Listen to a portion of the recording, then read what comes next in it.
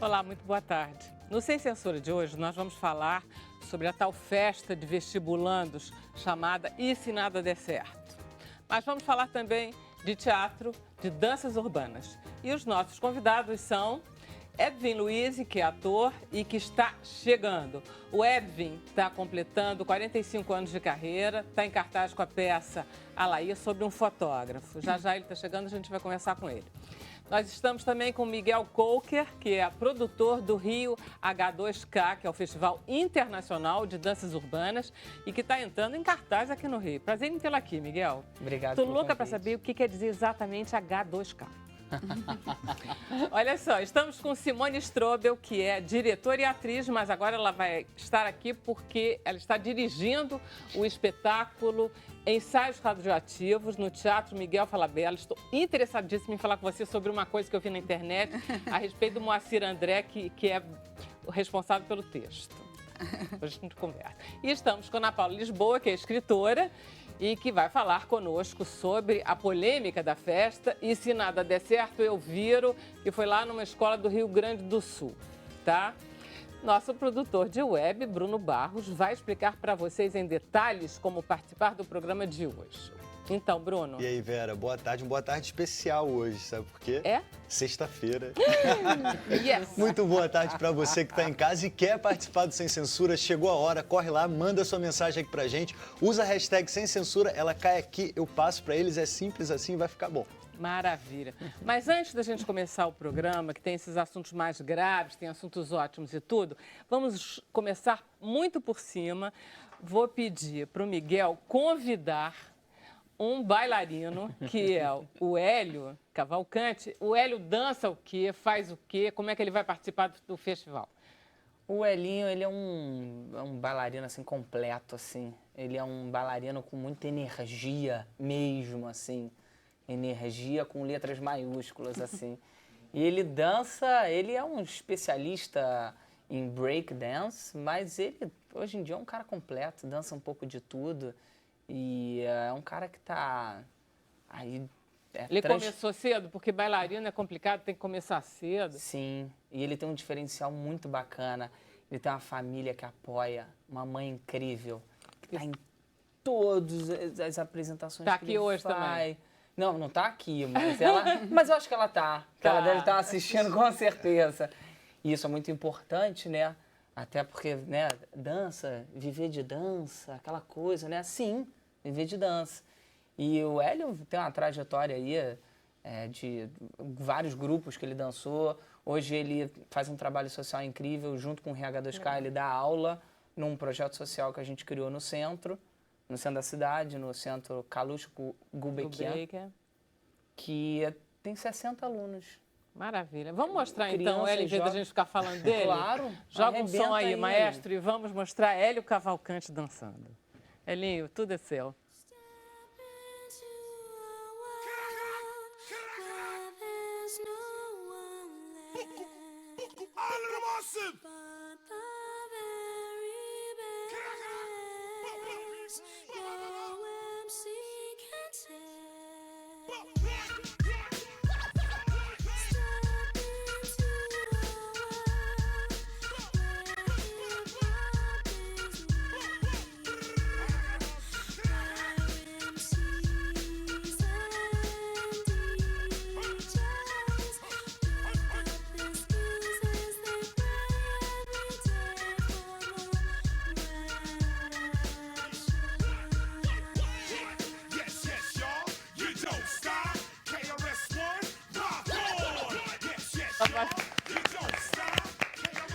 Maravilhoso. A gente vai depois pedir para o Elinho dar umas palavrinhas para nós. A gente vai entrar agora um pouco no assunto, né, Ana Paula? Vamos lá?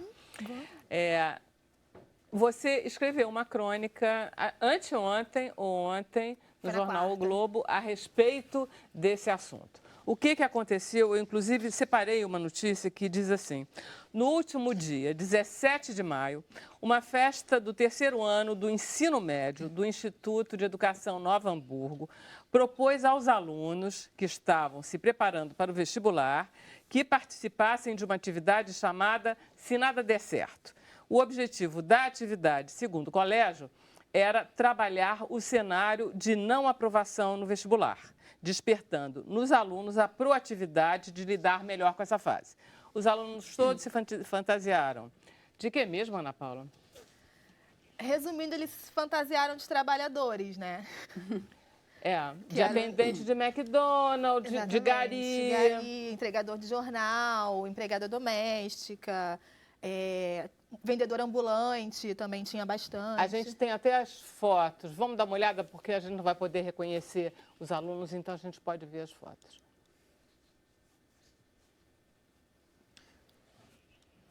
Olha aí.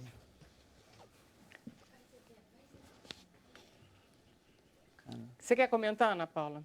Essa também era bem esquisita, que era de revendedora de cosmético, né? Essas pessoas que vendem presidiário, que enfim, se tudo desse errado, com certeza seria essa. Acho que essa é mais dentro do contexto. Vendedor de ouro. Tinha... Nossa, essa daí eu nem consigo. Tem misturado um pouco também, porque teve também um outro colégio que também realizou uma festa assim, é uma coisa meio que reincidente, assim, essa atividade, não é nada não natural, é uma coisa que, na verdade, acontece já há um tempo e que a diferença foi que parece que dessa vez isso foi para as redes sociais, então as pessoas ficaram bem revoltadas, tanto com a escola, com os alunos, com a própria atividade, então isso ficou maior dessa vez, mas é uma coisa que acontece costumeiramente. Já aconteceu antes, né? Gente, milagre. Edwin Luiz. Surgir, de repente, pessoa. assim. Muito bom isso, Materializei como se fosse uma drosófila. Não, na hora certa, porque a gente está querendo discutir esse assunto, que é esse assunto dessa escola lá no Rio Grande do Sul, porque se você não desse certo no vestibular, o que a gente ia virar? É um pouco essa ideia. Então, a gente está querendo conversar um pouquinho sobre isso. A gente trouxe a Ana Paula Lisboa, Tudo bem? que Tudo bem, escreveu prazer. um artigo no Globo anteontem, mas estamos aqui com artistas que, em princípio, são pessoas que a gente não sabe muito bem se deram certo ou não. Nunca. Né? É complicado essa história. E o que é esquisito é que, como vocês sabem, a vida inteira a gente ouve assim, se você não estudar, você não vai dar certo. Tem uma mensagem que diz isso. Só que ela é compreendida de uma forma esquisita, porque ela não é compreendida de uma forma ética e bacana em relação à sociedade. Eu conheço uma babá que o sonho da vida dela era ser caixa de supermercado. Meu sonho era ser garçonete quando eu era criança. Para ser caixa de supermercado, você tem que ter 2º grau. Você não pode. Você pode ser babá sem estudo, mas para ser caixa de supermercado era fundamental você ter. Então, existe a possibilidade, sim, de você ser alguém sendo caixa de supermercado, porque você vai até estudar para isso, né? Aí eu fiz uma brincadeira, eu queria que vocês participassem um pouco dessa brincadeira. Pessoas que não deram certo, entendeu? Eu penso, por exemplo, tem um médico muito conhecido que bulinava as pacientes enquanto elas estavam dormindo. Esse médico deu errado. Deu errado, Total. foi solto, né? Foi solto. Está morando no Líbano. Tá, exatamente.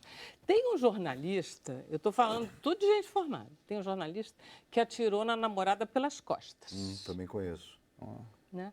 Então, tem muita gente que não deu certo. Mas aí tem né, o não? dar certo. Só para entender, eu, como eu disse, eu me materializei aqui de repente. Tem dois lados, né? O dar certo profissionalmente e o lado certo, o dar certo humanamente. Às vezes essas coisas não combinam. De repente, uma pessoa que não tem nenhum estudo, mas humanamente ela deu certo. Ela se tornou uma pessoa legal, ela cresceu espiritualmente, ela desenvolveu outras coisas. Ela que melhorou. Melhorou ao caminhar da vida. E tem pessoas que não, às vezes, que estudaram, como esse médico, e que não deram certo humanamente. Deram certo do ponto de vista da sobrevivência. Essa pessoa Até um consegue ponto, sobreviver. Né? Não, consegue sobreviver. Não essa pessoa, mas uma pessoa que estuda. Quando a gente fala assim, estudar é bom, realmente é bom. É mais fácil para dar certo numa profissão. Mas nem sempre, humanamente, essa pessoa pode não dar certo, né? Exatamente. Agora, qual é o problema que você vê, Ana Paula? Qual é a mensagem? Quem está passando uma mensagem errada aí? O que eu escrevi Para mim, é muito grave isso acontecer dentro de uma instituição de ensino, né? Porque isso deixa tudo mais grave e até mais triste. E esse mito também da formação acadêmica, né? Que se para você dar certo, você tem que ter uma faculdade, depois você tem que ir para um mestrado ou para um doutorado, e a pessoa que tem um pós-doc é a pessoa que deu mais certo que todas. certo na vida, absolutamente, assim. E isso é muito grave porque o Brasil é um país feito por trabalhadores, né? Muitos deles vieram para cá para trabalhar forçadamente, outros migraram para trabalhar mesmo, porque precisavam de uma outra vida. Então, a gente é formada, uma nação formada por pessoas que precisaram, em algum momento, ter que trabalhar.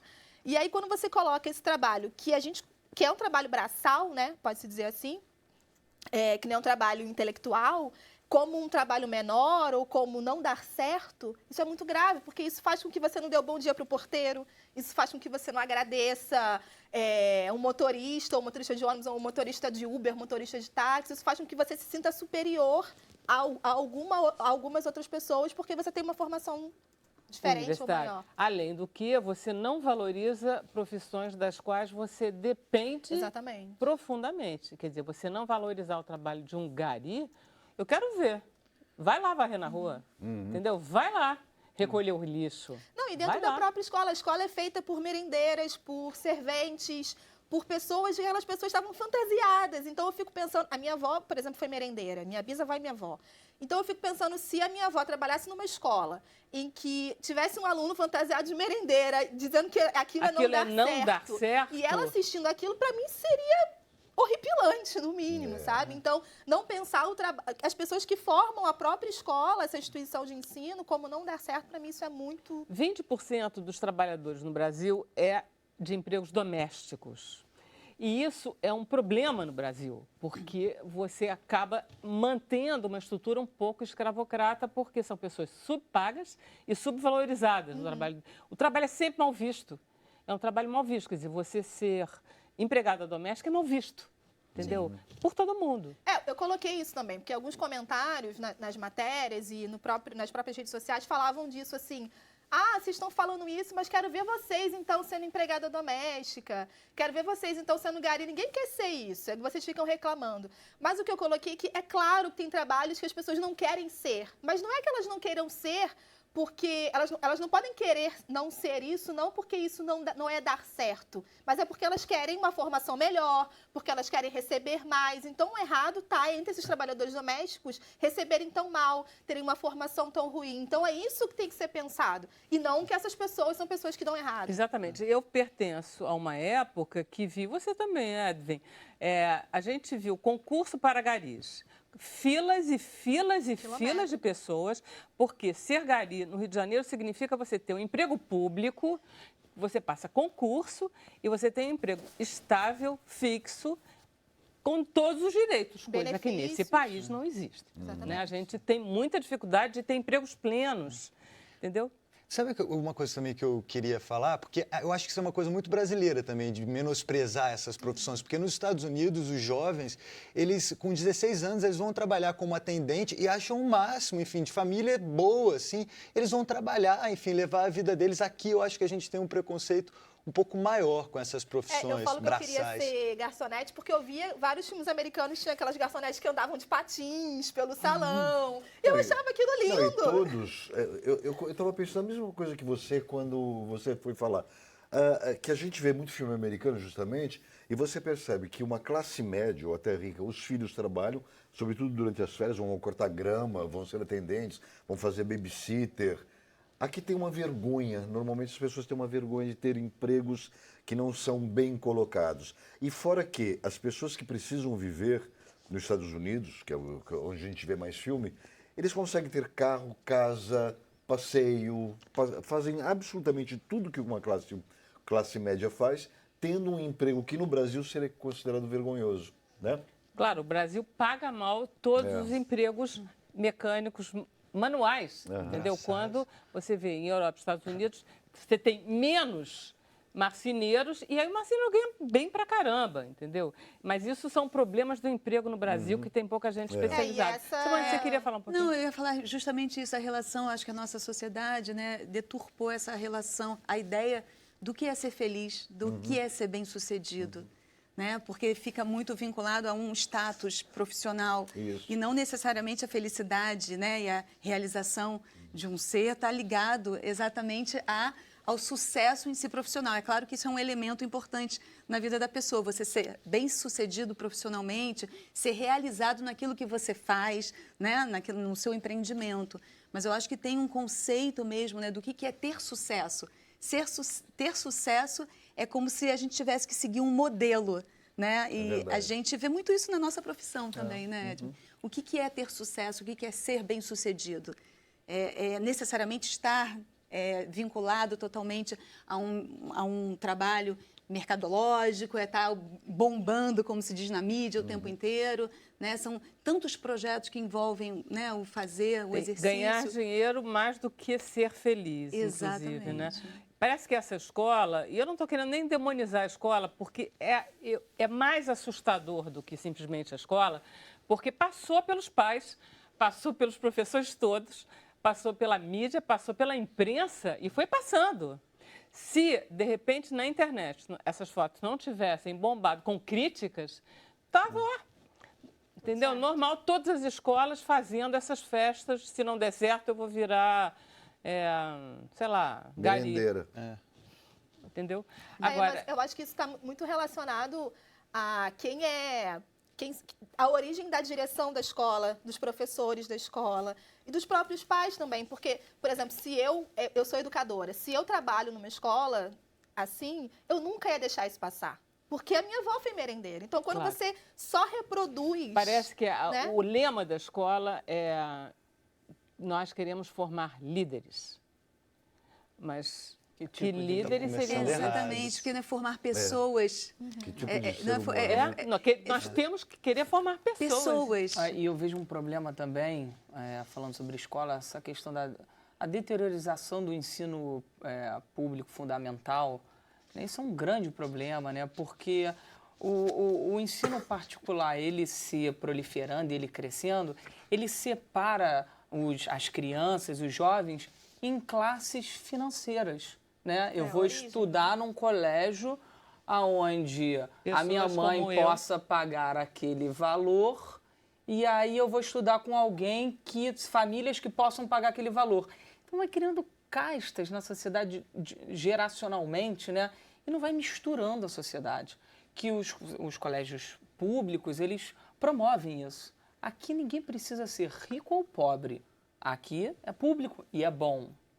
Isso. Aí é o que falta, né? Ser bom, ter o mesmo nível da escola particular. Não, mas existem, na análise das escolas, inclusive por performance, existem escolas públicas maravilhosas e existem escolas públicas péssimas. Existem escolas particulares maravilhosas e existem escolas particulares péssimas. Tem de tudo. A escola particular não garante a qualidade, assim como a escola pública também não garante. Você tem que escolher se você quer pôr seu filho numa escola de elite e que vai, na verdade, reproduzir esse tipo de preconceito social entre seus alunos, ou se você quer escolher uma escola boa. E aí você vai tentar que seja ela pública ou privada. E é complicada, né? Vamos fazer um intervalo? Vamos. Bom, a gente vai fazer um intervalo. Vocês, por favor, se manifestem, porque esse problema é nosso. E o Sem Censura volta já já.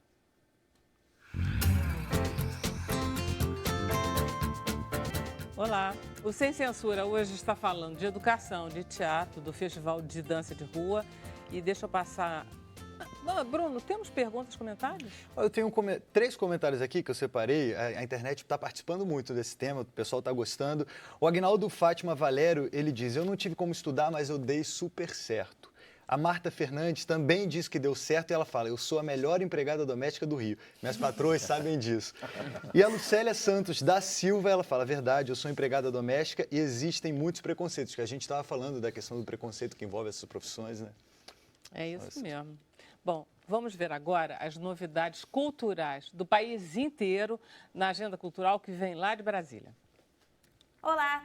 E vamos seguir com a nossa agenda de cultura aqui no Sem Censura. E eu começo falando de um evento muito bacana que acontece lá em São Paulo e que promete colocar, todo mundo para dançar.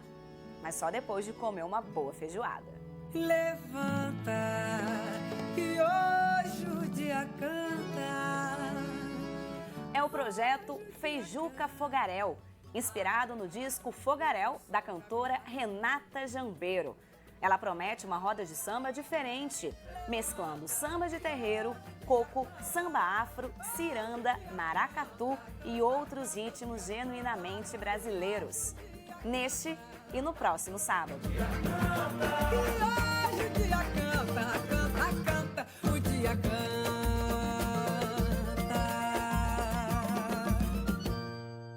E de São Paulo a gente volta para Brasília, porque aqui acontece a Mostra de Cinema Uruguaio. Aliás, uma ótima oportunidade para a gente saber o que o país vizinho está produzindo. Che. Discúlpame, Juanca. ¿Es la última vez que pasa? Te vas a cambiar y te pones a cocinar un rato, ¿sí? A mostra conta com 10 filmes que foram lançados entre 2003 e 2016, numa retrospectiva dos últimos 15 anos do cinema do Uruguai. A mostra inclui gêneros como documentário, terror, comédia e drama. Depois de Brasília, segue para o Rio de Janeiro.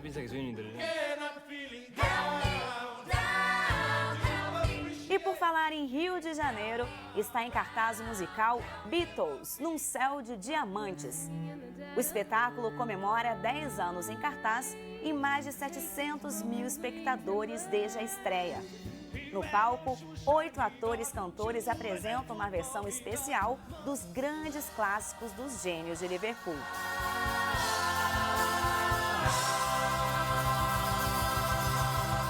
E o funk vai invadir a sua telinha neste sábado com MC Marcinho. Você não pode perder o show do Príncipe do Funk no Todas as Bossas, às 9h30 da noite. É aqui, na TV Brasil.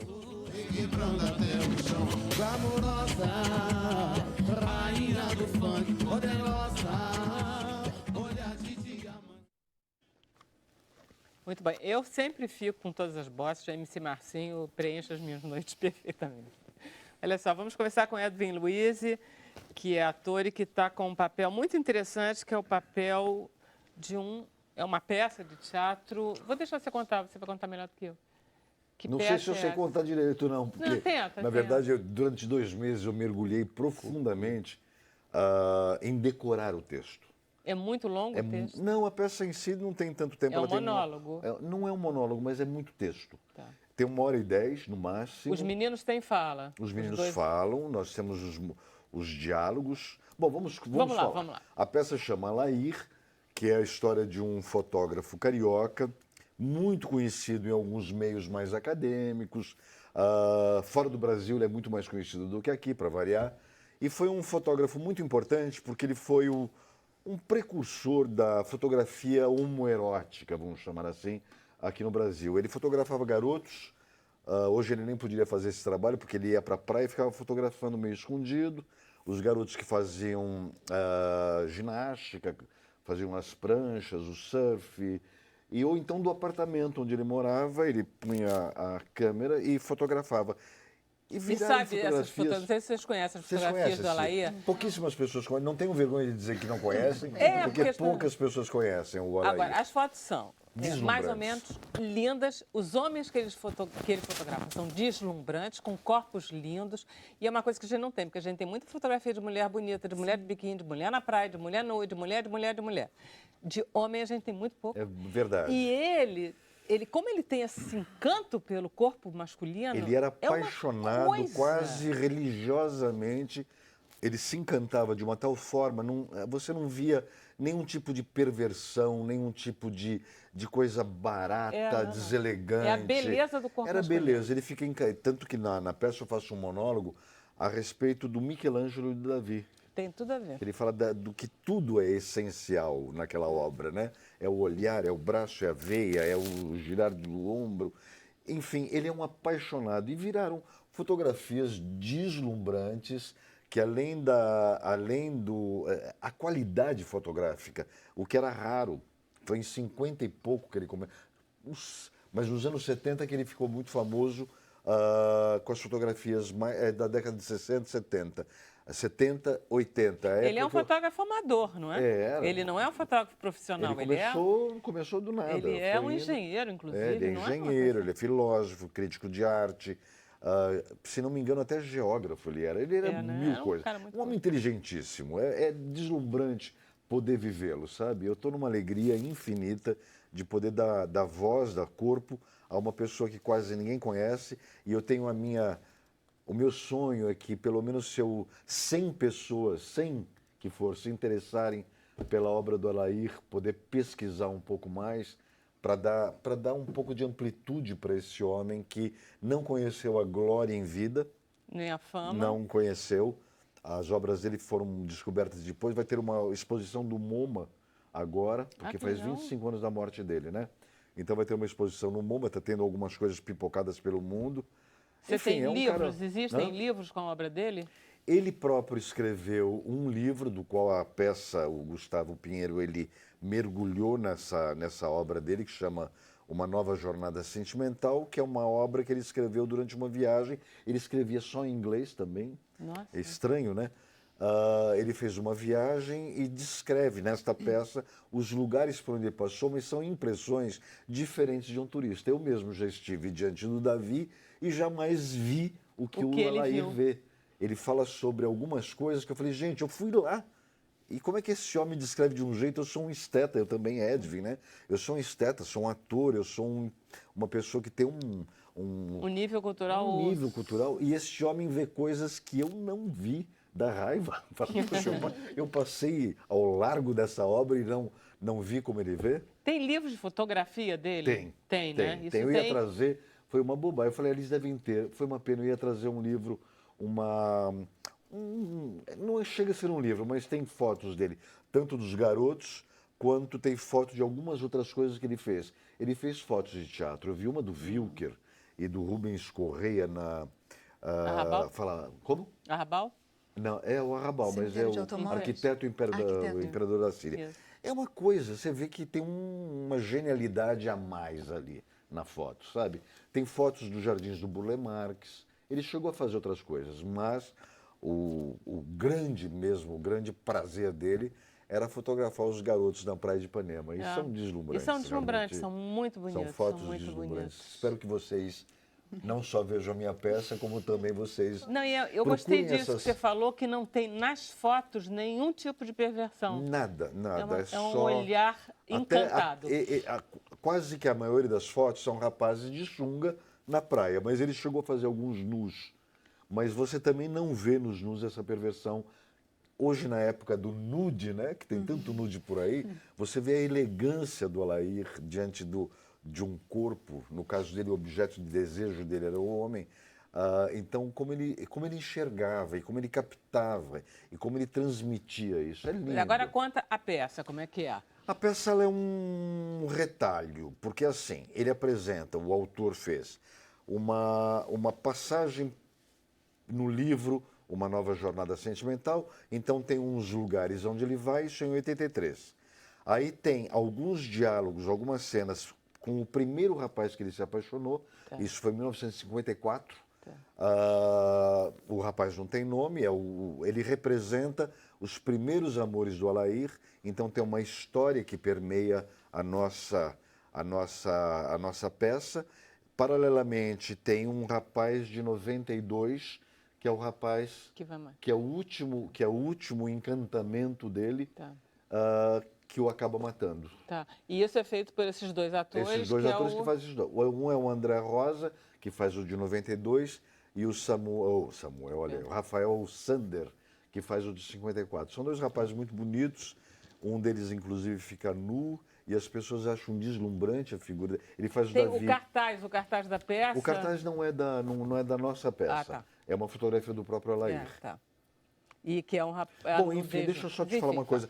Essas coisas vão acontecendo de uma forma que a gente fala muito isso lá na peça, de uma forma labiríntica. Tá. Elas vão entrando uma coisa na outra, e aí no final da peça as pessoas têm um apanhado da vida do Alair, de 54, de 83 e de 92. E aí nisso você vê quem ele é, os seus amores, as suas ansiedades, seus sonhos, suas tristezas, as suas alegrias, tudo passando, permeando, não tem uma linearidade. É isso que ficou assim? É isso Me ajudem. mesmo. Linearidade. Vamos falar todo mundo junto? Linearidade. Pronto. Eu tenho beleza. esse problema na peça, tem uma hora que eu falo, por que eu não reprimiria?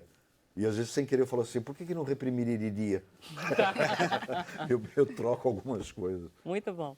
Olha só, queria perguntar para você uma coisa que eu aprendi hoje, que é em relação ao Edwin, que não é Edwin. É. Por que é mesmo? É o seguinte, é claro que todo mundo sabe, eu quando era Edwin, pequenininho, ninguém me chamava de Edwin, porque o W no Brasil era V, como o alemão. A cultura europeia era muito mais forte no Brasil do que a cultura americana. Então ninguém teve dúvidas nunca na minha vida que eu me chamasse Edwin, assim como as Wandas, os Walters, os Vanderlei, a Volkswagen, né, Volkswagen. Quando a cultura americana começou a ficar muito importante no mundo, eu passei a ser Edwin. E eu ficava louco, porque Edwin Luiz não dá, né? Edwin Luiz. Fica um ditongo aí igual, fica estranhíssimo. Eu sou Edwin porque o médico da minha família toda, ele chamava Edwin Friedrich Zink. Era o médico da família toda, ele me pôs ao mundo. E eu fui o último a nascer, então falaram, em vez do Marcelo, porque minha família italiana é Marcello, Giuseppe, Gentili, Máximo, Primo e Edwin. Vamos pôr o nome do Dr. Edwin. Então eu fiquei Edwin Frederico Luiz. Maravilha. A peça já estreou, em que teatro está, quais são os horários? Então vamos falar no geral. A peça chama Alair, só Alair, está no Teatro Laura Alvim, um ato de resistência heróico. Estamos fazendo de quarta a domingo. Yes. É um ato de resistência que estamos fazendo de quarta a domingo, sendo de quarta a sábado às 9 horas da noite e domingo às 8. Tem 1h10, ela passa tranquilamente. As pessoas que têm mais idade têm elevador para subir, porque o Laura Alvim ele tem uma escadaria bastante alta, mas todo mundo que precisar tem elevador lá. E não é de carga, tá? Não, e não é à toa, porque tem velho pra caramba, né? Não, hoje vai uma amiga minha que acabou de operar a coluna. Eu falei, Edith, pode ir porque tem elevador. Que história é essa também, que você era campeão de ginástica olímpica? Fui. Olha, esse menino que está dançando tanto... Eu fazia mortal duplo de costas. A gente Vera, Não. tem uma gente aqui que fez também mortal na infância. Revelou nos bastidores. Quem? Ana Paula também? Miguel. Não, Pelo Miguel. amor de Deus. Eu fui ginasta olímpico também. Eu também fui. Do Mas eu era de Flamengo. eu como sou de São Paulo, eu fazia no Tênis Clube Paulista. Naquela época, rapidinho, naquela época, como esse esporte ninguém nem sabia que existia, o máximo que se chegava a ser era campeão brasileiro de ginástica olímpica. Eu fui campeão brasileiro. Ei, muito bom. E é isso. E aí, você fez ginástica olímpica também? Fiz. Eu fiz dos, sei lá, acho que dos 6 anos até uns 14. Eu fiz bastante também. Aí fui ginasta no Flamengo. Era da pré-equipe do Flamengo. Pré-equipe olímpica. É porque tinha pré-equipe e equipe. Aí eu parei assim na Você é da adolescência. época de algum dos conhecidos? Porque você era um jovenzinho. Eu treinava, eu lembro que o Diego e a Daniele, eles treinavam, eu mais 4 ou 5 meninos, e o Diego e a Daniele treinavam separados os dois. E era impressionante como eu olhava pro Diego, até eu falava assim, gente, ele, assim, de muito novo, ele já era muito fortinho, assim. Eles já estavam sendo preparados, né? Tá. Assim, para serem campeões olímpicos. Maravilha. A gente tinha uma preparação, mas eu acho que a gente era para quem fosse querer enveredar nisso. Para ver se vocês tinham talento e se aí podia se investir naquilo, porque né? Para ser campeão olímpico, né, como eles O foram. que isso te deu como A mim? estrutura? Eu sou, antes de qualquer coisa, antes de ator, eu sou atleta. Eu nunca saiu de mim. Eu fui dos 10 aos 20. A formação toda do meu caráter. Te influencia caráter, né? Caráter, foi lá que eu nasci lá. Então, toda a disciplina que eu tenho, todo o senso de responsabilidade. Você não pode imaginar como foi para mim eu chegar aqui. Eu não atraso em lugar nenhum. Tá. Eu tenho um senso de disciplina de atleta. Eu tenho o meu comportamento, não é de ator, é de atleta.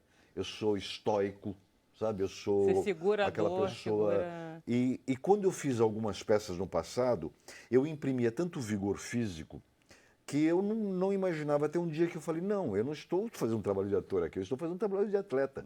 Eu fiz uma peça que eu fazia uma mulher... A Tango Bolero, Você eu viu? assisti Aquilo e tinha é- uma coisa de perna. Aquilo era trabalho de atleta, não era de ator. Quando falaram assim, como é que você consegue andar no salto 15? Era maior que o teu. Salto 15, como é que você consegue andar nesse salto? Eu falava, porque eu sou atleta, eu tenho consciência do meu corpo, eu ando como atleta, não estou andando como ator aqui. Eu sou um atleta para conseguir andar naquele salto. A Bibi, que dirigiu, falou assim, olha, você começa com salto 4. Você vai fazer com salto 4. Homem não sabe andar de salto alto. Você anda de salto alto. 4. Aí eu pus o 4 e falei, Bibi, tá muito fácil isso. A minha mãe usava um que chamava salto Luiz 15. 7,5. Me dá o 7,5. Aí eu comecei a andar, falei, Bibi, tá muito fácil. Qual é o mais alto que tem? É o 10. Então me dá o 10. E foi como 10 que eu estreiei. Caramba. Aí depois, quando surgiu aquele salto, que tem essa pequena plataforminha Isso, aqui, isso. Eu eu tenho falei assim, eu outro. quero Eu aquele. fico meio- Eu quero o mais difícil, que eu quero causar uma Quer impressão. mostrar, Olha, já que é claro. para fazer, vamos... Eu tenho foto aqui. Quer que mostre? Quero. Eu Será vou que dá para mostrar Tá na para todo capinha. mundo? Tá na capinha, vai mostrar na televisão. Vamos ver, olha só isso aqui. Como é que eu mostro isso aqui? A câmera vai até você. Vai ou eu vou Ó, até não, cá? não, não, tá aqui, ó, tá. Olha o Tá salto, mostrando, pessoal. olha. Isso aqui eu tô com 70 anos hoje. Você já tá com 70? Estou com 70 e nessa peça eu tinha uns 60. Nessa foto eu tinha uns 62 anos. Pô, 62 magnífico. anos. Muito bacana. E com esse saltão. Tudo bem? Posso Eu tirar? não Pode, já uso. foi. Eu só ando de tênis mesmo. Também eu vou te Maravilha. ensinar. Bom, Por favor. Vou te dar umas aulinhas de salto agora vamos alto. conversar com uma outra. Você Outra anda atriz. de salto 15, não? Não, só Que salto isso, largo. gente? Olha só. Assim não pode. Eu ficava Não, 2 Vai ter horas. que dar lá. aula. Eu ficava 2 horas fazendo Não, tinha uma coisa de perna uma que coisa louca. Olha só, Simone, eu estava procurando na internet e fiquei interessada nesse espetáculo que tem física quântica, que tem efeito, que tem radioatividade. É muito bonito. A gente vai ver um vídeo do... Você trouxe um Sim, vídeo sim, para a já gente ver? passei. Será que a gente pode ver? Quando puder, me avisa, porque aí eu peço para passar. Aí comecei a ficar interessada. De onde é que vinha esse texto? Aí estava lá, poesias, texto de Márcio André. Lá fui eu para catar o Márcio André. E aí eu peguei um vídeo de 9 minutos em que o Márcio André diz assim, vou ler para vocês um texto que eu fiz. Eu estava em Chernobyl e fui então visitar a cidade. E eu só podia ficar lá durante 2 horas, mas eu fiquei 6 horas. Eu já comecei a ficar nervosa. E aí eu resolvi me separar do grupo e eu fiquei durante algum tempo me contaminando, porque eu achei que a poesia é contaminação. Olha, eu comecei a passar muito mal, Simone, porque um jovem tem a sensação que é imortal e que não vai se contaminar em Chernobyl. Mas você não fica em Chernobyl 6 horas. Eu estou preocupadíssima com esse menino. Sim. Você Olha conhece só, ele? as fotos estão na tela. Tem fotos na tela. Vamos lá. Isso é do espetáculo. Mas eu vi, tinha um teaser. Ah, Não tem tinha? um que é muito teaserzinho, que é bonito, bem- inclusive, porque tem um movimento, tem uma dança. Você é toda ligada à dança, não é? Sim. Então, esse trabalho, na verdade, parte de uma pesquisa de um grupo contínuo que eu venho desenvolvendo lá no Teatro Miguel Falabella há mais de 10 anos. A gente se encontra toda semana para desenvolver uma pesquisa de linguagens. Então, a proposta do trabalho é reunir várias linguagens artísticas, teatro, cinema, dança, literatura, música, poesia, com outras expressões também, outras linguagens, seja científicas, tecnológicas. Então, nesse espetáculo, a gente reúne essas expressões artísticas em diálogo com essa parte científica. E aí a gente acabou indo de encontro com um texto do Márcio André, que na peça, na verdade, essa dramaturgia é uma reunião de diversos textos. Dele? Não, textos que eu reuni, que você né? A reuniu. dramaturgia é minha. Então, tem Metamorfose de Ovídio, tem textos sobre física quântica, literatura, poesias. E da obra do Márcio André, a gente tem o título da peça, Ensaios Radioativos, e o fragmento, justamente esse que você leu, da experiência dele. Porque, na verdade, esse trabalho partiu, olha que loucura, de um texto do Arrabal, chamado A Tartaruga de Dostoiévski, e a gente ia montar esse espetáculo e começamos a estudar, porque relata a história de um homem que vai visitar uma tartaruga após uma explosão nuclear, uma tartaruga gigante com cabeça de leão, e ele é devorado pelo animal. E quando ele está dentro do animal, todo mundo quer tirá-lo de lá de dentro, mas ele não quer sair. Porque lá dentro ele tem uma visão de toda a história da humanidade. É quase que uma visão metafísica, cósmica. E aí eu peguei essa ideia da visão, de quando a gente tem algum momento na nossa vida que dá aquele clique, que as coisas mudam e que você não é possível mais ver de outra forma, né? Você tem uma visão do mundo diferente. E foi a partir daí que nós fomos estudar a questão da radioatividade, né, da contaminação. E o Márcio André, que é esse poeta que escreveu esse livro, ele questiona, ele levanta a questão da contaminação, porque na sua origem a palavra contaminação tem um sentido positivo, que é reunir várias poesias, tem um sentido poético, né, de reunir vários contos, vários enredos, e não esse sentido, né, pejorativo que a gente tem, que é de se contaminar uma coisa ruim. Não, é como se a gente se contaminasse aqui. Isso a gente Exatamente, usa se também. afetasse, se afetasse. Alegria, a pessoa é tão alegre que contamina a gente. Exatamente, se afeta, né, com o Quantos outro. atores são? Então, nós temos uma equipe com 15 pessoas, né? E nesse grupo a gente tem um núcleo de atores que estão nesse trabalho há mais de 10 anos, né, pesquisando. Então tem gente que está 5, a 6, a 12, já na turma comigo, mas nessa pesquisa específica. E temos um grupo de jovens, que provavelmente no teaser vocês vão poder ver, que é uma turma de jovens adolescentes da Zona Norte do Rio de Janeiro, que faz esse trabalho do no coro, Norte Shopping, né? dentro do Norte Shopping. E lá a gente desenvolve também um trabalho com esses jovens e eles fazem todo o trabalho de coro e dança também nesse espetáculo. Então, esse trabalho reúne essas linguagens. A gente também trabalha com vídeo mapping, então tem mapeamento. Vocês estão em cartaz atualmente? Então, nós estamos desde fevereiro fazendo várias apresentações, né?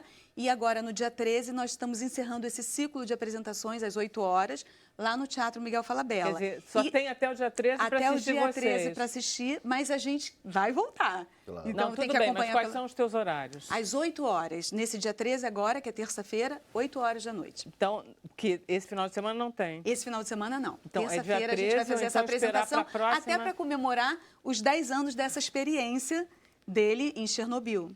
Ah, maravilha. E aí o Márcio André hoje mora na Hungria, a gente tem se comunicado, né, trocado, enfim, foi um encontro muito bacana que veio a partir desse livro.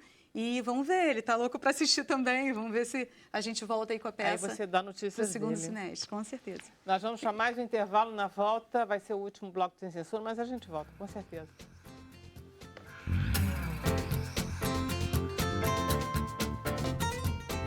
Voltamos com o Sem Censura, que hoje está falando da polêmica da festa e se nada der certo, mas também de teatro e também de dança. Nós temos perguntas, Bruno? Tem um comentário ótimo aqui da Cássia Alencar, que ela diz Edwin Luiz, dizendo que está com 70 anos. Gente, ele está com cara de 50. A Doris fala que é ótimo, acompanha você há muito tempo, você é um excelente ator. E tem a Luísa de Jesus, que ela é de Belo Horizonte, ela fala que está assistindo o programa, e os filhos dela estudaram em escolas públicas e hoje fazem faculdade na UFMG. Eles estudaram enquanto ela era empregada doméstica e hoje ela se orgulha de ser uma excelente cozinheira, com muito orgulho. Imagina o feijão tropeiro dessa mulher.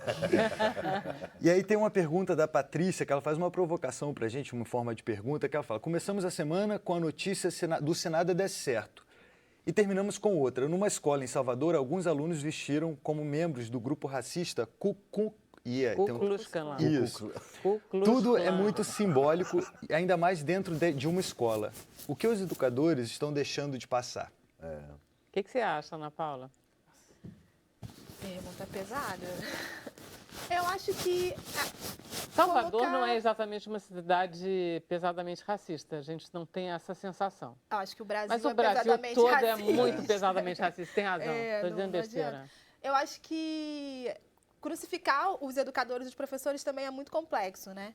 Eu acho que acho que tem que se pensar a sociedade como um todo, sabe? Desde da família, dos professores, da direção da escola, do dia a dia, da televisão, enfim, acho que tudo. O nosso inconsciente, a gente tem que tudo dar precisa ser uma desconstruído de olhadinha alguma forma. nele. Miguel, vamos lá conversar um pouquinho com você, porque eu estou muito curiosa. Esse programa estava cheio de curiosidade. H2K. Mas o que é isso, gente? Chama assim H2K. O festival tem há anos o H2K, ninguém nunca te perguntou o que quer dizer isso? Perguntam, meu sócio deu esse nome, é de Hip Hop Camp. É inspirado num festival que acontece na Europa, na República Tcheca, em que... porque o festival tem duração de... Na verdade, agora tem mais dias do que 4, mas nesses 4 dias, de 15 a 18 de junho, a gente tem um intensivo de workshops de dança, onde as pessoas praticamente vão para lá, elas passam o dia inteiro lá, dançando, fazendo aulas de dança, assistindo apresentações. E por acaso a gente agora tem um camp, que é um acampamento. É só esse ano que começou? Não, teve no ano passado e a gente está repetindo esse ano. Deu muito certo, né? Já Você foi um viu como é que sucesso. eles fazem? A gente tem que aumentar agora. A gente propôs para a Cidade das Artes de fazer no Jardim da Cidade das Artes um acampamento. De montar barracas e deixar a galera que já vai passar 4 dias lá, o dia inteiro lá, dorme lá. E aquilo, de fato, vira uma cidade das artes, né? E deu muito certo. A gente... já foi feito ano passado isso? Foi feito. Que delícia. Como é que a gente não soube? Eu não soube disso. Eu também não soube, não. E aí a galera dormiu Você lá veio aqui na no Sem Cidade das Censura e veio e falou? Não, primeira vez que eu vim. Porque é muito bacana essa ideia. É muito bom. Mas aí, Acampar na Cidade das Artes, que é um descampado lá, né? E o que a gente quer agora, assim, a gente fez um teste com 50 barracas, elas esgotaram, e a gente, 100 pessoas lá, e a gente quer agora ampliar, porque Como é que faz a parte 400, prática, 500. a parte prática disso aí? Tá lá todo mundo Banheiro, instalado. chuveiro. Banheiro, comida, como é que faz? O que não falta é banheiro na Cidade banheiro. das Artes. Lá tem banheiro para tudo Lá quanto é lado, dentro da Cidade das E Artes. comida? E comida, você tem um restaurante no segundo andar vai que a lá. gente fez uma parceria, o Café das Artes, que eles servem almoço, jantar. Por um preço melhor? Exatamente, talvez, com um né? preço melhor, um almoço tranquilo, assim, um que jantar bom. tranquilo. Não, é uma iniciativa excelente. Mas, maravilha. e no fundo, é uma espécie de workshop gigantesco de 4 dias, é isso? né? Exatamente. Junto com espetáculos de companhias de dança internacionais que a gente traz, junto com apresentações de um modo em geral, junto com um concurso que a gente está fazendo, o Showcase, é uma mostra que a gente tem já há um tempo, que a gente apresenta grupos, na grande maioria amadores, que eles apresentam suas criações numa curta duração. Então, a gente apresenta vários. São 20 grupos se apresentando. Nessa edição, a gente transformou num concurso. O grupo Destaque vai receber R$15 mil como patrocínio para montar um espetáculo. A gente vai dar uma consultoria, está acompanhando. Esse espetáculo vai ganhar uma pauta no Rio de Janeiro, um espetáculo de dança de rua, e vai se apresentar no Rio H2K de 2018. Que baile. Uma maravilha. Eu fiquei impressionada porque tem um dos caras que é o Lil Brown, não é isso? Lil Buck.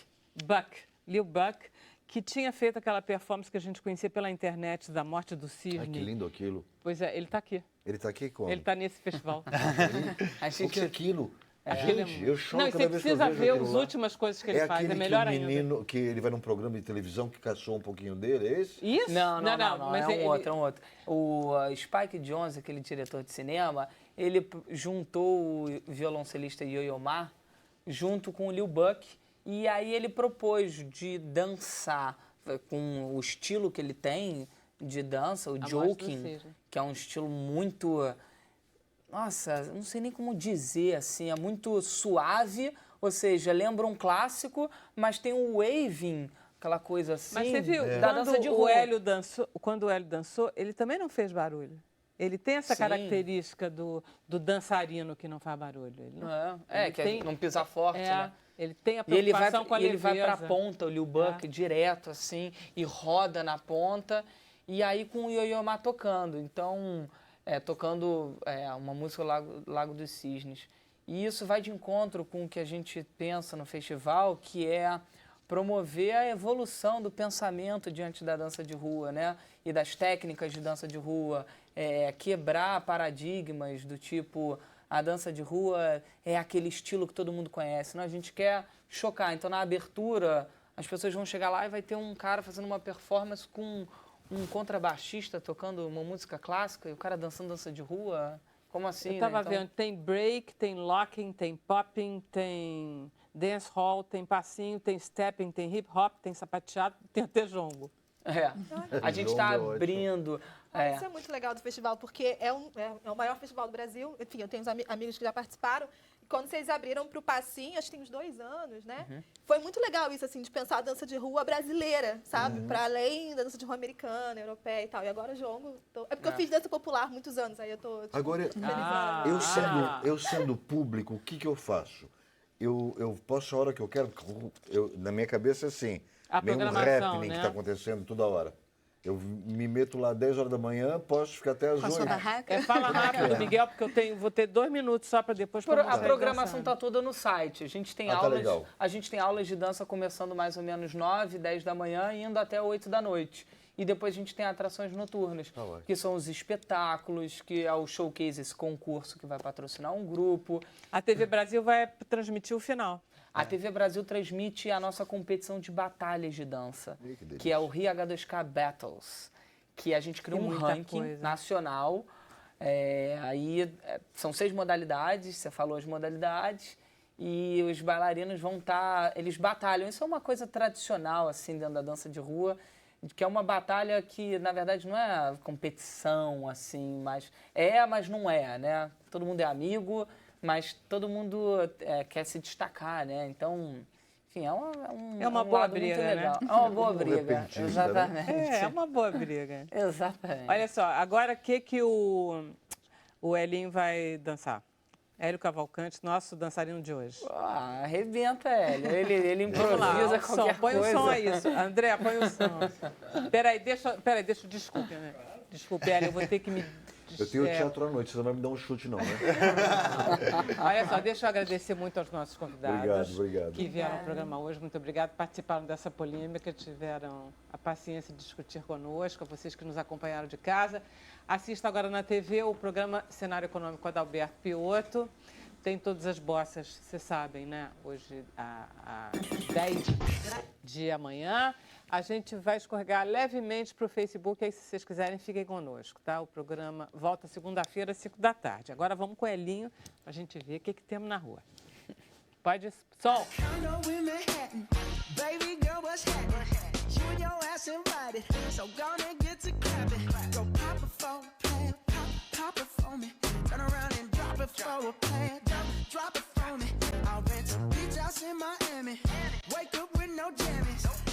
Tell for dinner, Julio served that scampi. You got it if you want it, got it if you want it. Said you got it if you want it. Take my wallet if you want it now. Jump in the Cadillac, girl, let's put some miles on it. Anything you want, just to put a smile on it. You deserve it, baby, you deserve it all. And I'm gonna give it to you. Gold jewelry shining so bright, strawberry champagne on this. Lucky for you, that's what I like. That's what I like. Lucky for you, that's what I like. That's what I like. Sex by the fire at night. Silk sheets and diamonds, all white. Lucky for you, that's what I like. That's what I like. Lucky for you, that's what I like. That's what I like. I'm talking trips to Puerto Rico. Say the word and we go.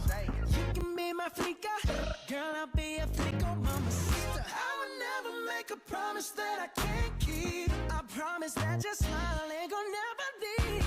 Shopping sprees in Paris, everything 24 carats. Take a look in that mirror.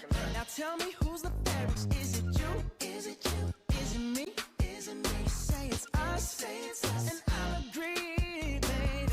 Jump in the Cadillac. Nós estamos agora só no Facebook, tá? Temos perguntas, comentários, tudo. Não tem aquela expressão do lacre, que, né? Ele lacrou. Lacrou. Ele foi lacrador. Olha só, o Osman Martins, ele disse que apesar da naturalização dessas relações sociais, em que certos empregos são menos importantes, o ato não poderia ser considerado uma simples inconsequência de adolescente? É pra mim? Poderia. Por favor, responda, Ana Paula. Como eu escrevi, em nenhum momento eu queria crucificar os estudantes, sabe? Eu acho que, pra mim, eu acho que todo mundo tem culpa. Teve uma coisa também bem importante, que foi a nota que a escola liberou, né? A palavra não é se desculpando, mas, de alguma forma, esclarecendo o que aconteceu. E eles classificaram como um mal-entendido. E eu acho isso bem ruim, assim, porque, como eu escrevi, isso coloca um pouco a culpa no entendedor, sabe? Vocês é que entenderam mal, porque foi só um mal-entendido. Eu acho que não foi isso. E eu acho que a primeira coisa é assumir mesmo, sabe? Então, eu acho que a escola e as famílias têm responsabilidade de discutir com esses alunos essa atividade. E eu acho que, como eu falei, a sociedade inteira tem que discutir isso. Então, classificar como uma rebeldia, alguma coisa assim, mais uma vez, como a gente sempre faz no Brasil, é só abafar. Eu acho que quanto mais a gente discute, mais a gente entende o que está acontecendo, quem a gente é. Eu também estou de acordo. Concordo com ela também. Acho que as pessoas erram, mas tem que reconhecer, tem que trabalhar o erro e para não acontecer de novo. Ainda mais um erro desse. Na verdade, quando esses adolescentes estão nessa idade, eles estão com 18 anos, eles estão... No vestibular significa uma entrada no mundo adulto. O mundo adulto é um mundo sem volta. Ou você é adulto ou você não é. Ou você toma suas responsabilidades, por mais que seja tudo muito complicado, nada é simples. Mas você está ingressando no mundo adulto. Você tem que segurar as coisas. Tem que segurar, né? Você não é mais criança. Tem mais perguntas? Tem mais comentários. A Gabriela Lucas Barbosa, ela diz que nem sempre ter um diploma de faculdade é sinônimo de educação. Educação começa com respeito ao próximo. Marcela Sabatini, ela acredita que o problema ainda vem na base da educação e a desigualdade salarial também leva a esse preconceito.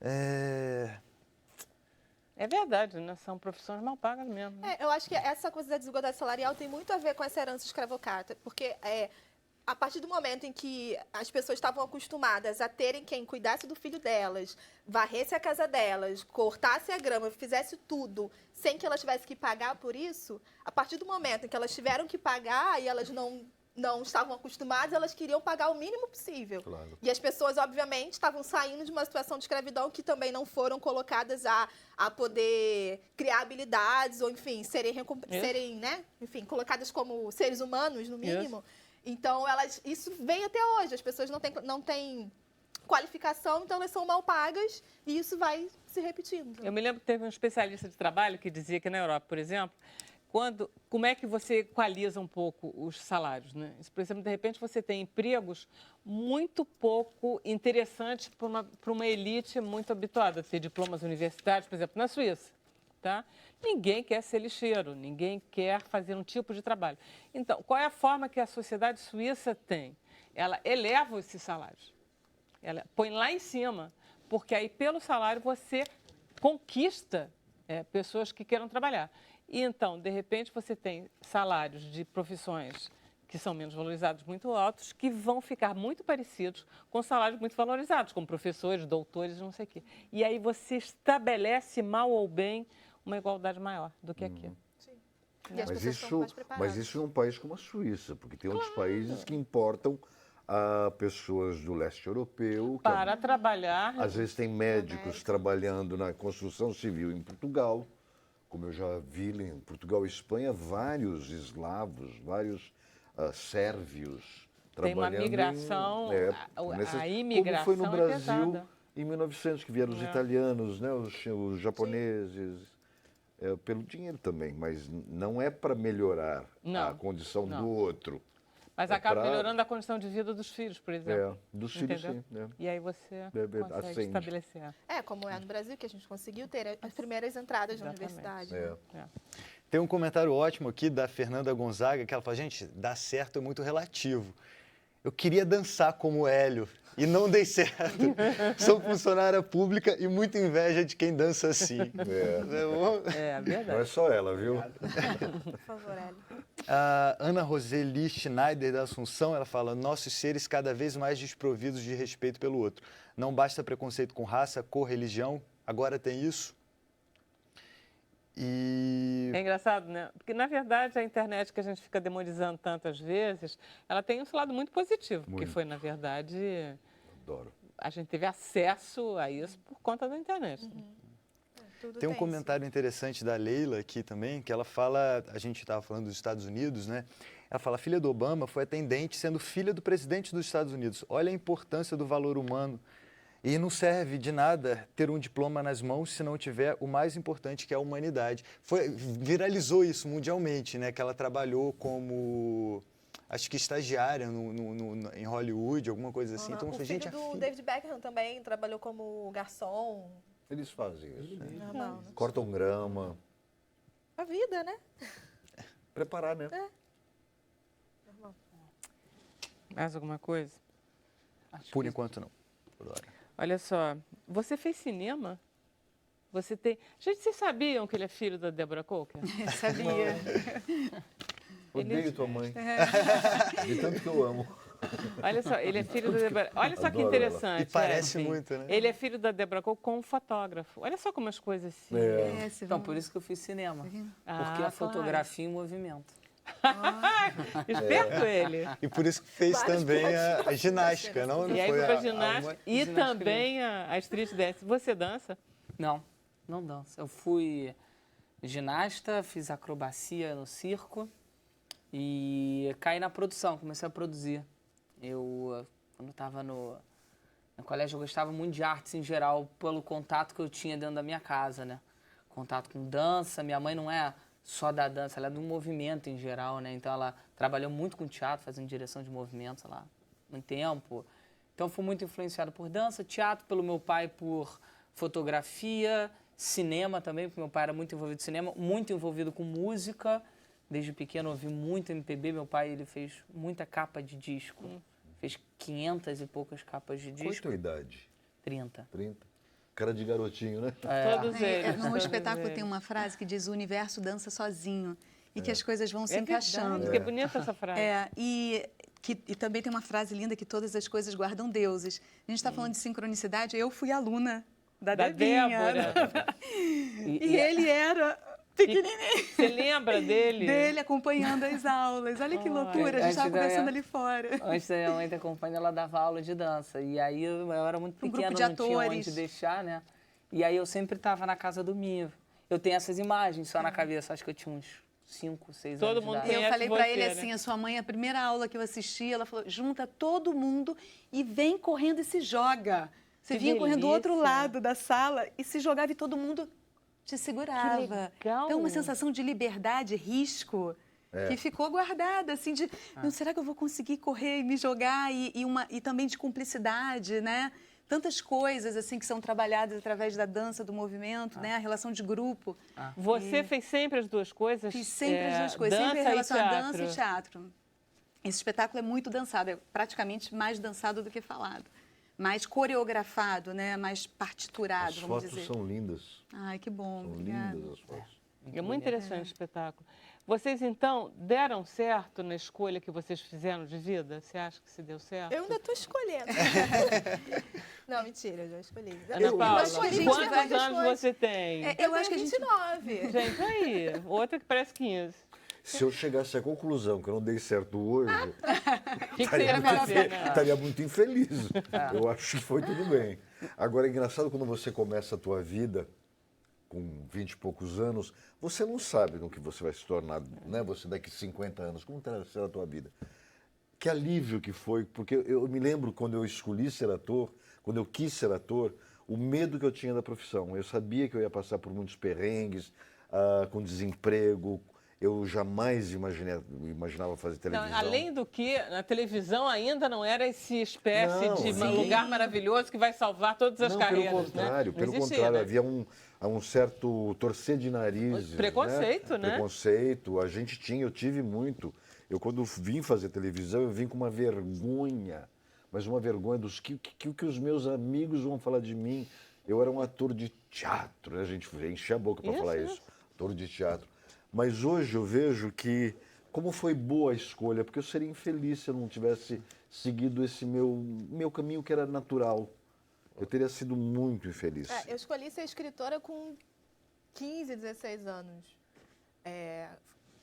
Um pouquinho depois eu estava decidindo o que eu ia fazer de vestibular mesmo, né? E aí eu fiquei pensando, cara, eu quero ser escritora, mas escritor não ganha dinheiro. A mesma coisa que eu pensava. Então eu pensei, quem escreve ganha dinheiro? Jornalista. Falei, isso aí Jornalista que eu quero ganha ser. dinheiro? Não, Em que eu país? achava, eu tinha 16 anos, era o que eu tá. achava, né? Eu tava querendo Mais de ver, 10 foi. anos Quem é depois. esse? Mas eu acabei não fazendo jornalismo e hoje escrevo no jornal. Eu penso muito isso, tipo, esse caminho que a vida faz, né? E que é bom, graças a Deus, né? Que bom. Acho que dei certo, sim. Tô dando, né? Mas Deu certo, vocês não Miguel? acham importante aquilo que a gente estava falando? Eu acho que é muito mais importante, de verdade, não é querer ser poliana, bonzinho. Eu acho que o legal é você dar certo como ser humano, como um projeto. Exatamente, também acho. Como um Isso projeto de se melhorar durante esse Exatamente. caminhar da gente. É claro que sem dinheiro nada dá muito certo, né? Se você não tem um dinheiro básico para você pagar suas contas... você não precisa ser milionário. Não é isso, não. precisa. Não, é pagar suas contas, ter um... Você precisa pagar suas contas. Sabe, o né? maior luxo que eu quero ter na minha vida é poder de vez em quando, Dar uma poder viajar. viajadinha. É só isso que eu quero. Juntar um dinheirinho para viajar. Junto um Qualidade de dinheirinho vida, para viajar. qualidade de vida. Porque É verdade. você chegar na idade que eu tô, como você tá, e falar assim, poxa, eu não fiz mal a ninguém, eu nunca prejudiquei eu melhorei como ninguém. pessoa. Claro que a gente... Outra Isso coisa é que eu bacana. penso muito Melhorei também, como como pessoa. foi legal eu ter vivido até aqui, porque muita gente muitos amigos meus ficaram pelo caminho, né? Morreram mesmo, fisicamente morreram. Como você viver mais te dá a oportunidade de você se melhorar, né? Se a gente vai embora aos 50, quantos erros... Olha né? só, Edwin, eu sempre digo isso aqui. A gente melhora muito como Muito. pessoa com idade, só que não dá para ver. É só isso que eu queria dizer. Foi um prazer enorme tê-los aqui. Maravilha. O programa chegou ao final. Bom fim de semana, sexta-feira, todo mundo na rua. Segunda-feira, Vendo 5 peças da de teatro, tarde. né? Peças de Vendo teatro. Peças de teatro. Muito bom. E festivais ajudando.